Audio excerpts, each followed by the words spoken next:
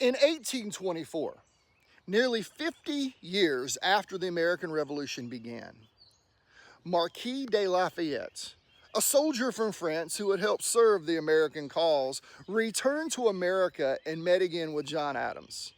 Once they had been united by revolution, sacrifice, vision, and youth. Together they had lived through one of the most extraordinary seasons in history. But after their visit, Adams reportedly remarked, "That was not the Lafayette I knew." And Lafayette quietly replied, "That was not the John Adams I knew." There's something deeply human in those words.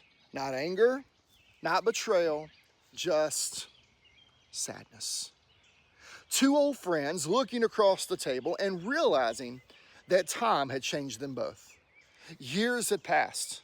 Experiences, responsibilities, victories, disappointments, and losses had left their mark. Whether for better or for worse, neither was the man the other remembered. And isn't that true of all of us? Time changes everyone. The young become old. The dreamer becomes responsible. The fighter becomes weary. The idealist becomes experienced. The question is not whether we have changed. Of course we have. The deeper question is, what are we becoming? Because life is always shaping us. Pressure can deepen our faith or harden our hearts. Success can produce gratitude or pride. Suffering can cultivate compassion or bitterness. Responsibility can develop wisdom or still joy. That is why the scripture says in Proverbs chapter 4 and verse 23, "Keep your heart with all diligence, for out of it are the issues of life." If we do not intentionally surrender our hearts to God, life itself will shape them for us. One day, the people who knew us 20 years ago may meet us again. And the question will not simply be whether they notice change.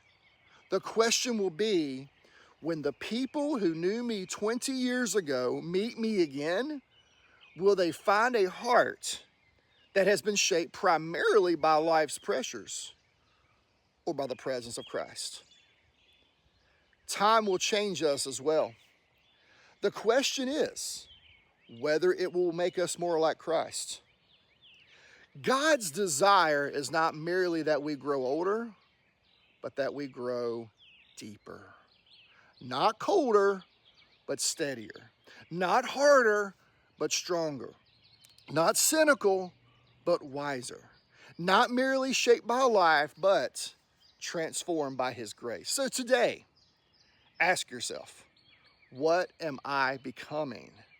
And more importantly, am I becoming more like Christ or merely more shaped by life? Guard your heart. Let this be our prayer today. Happy Tuesday.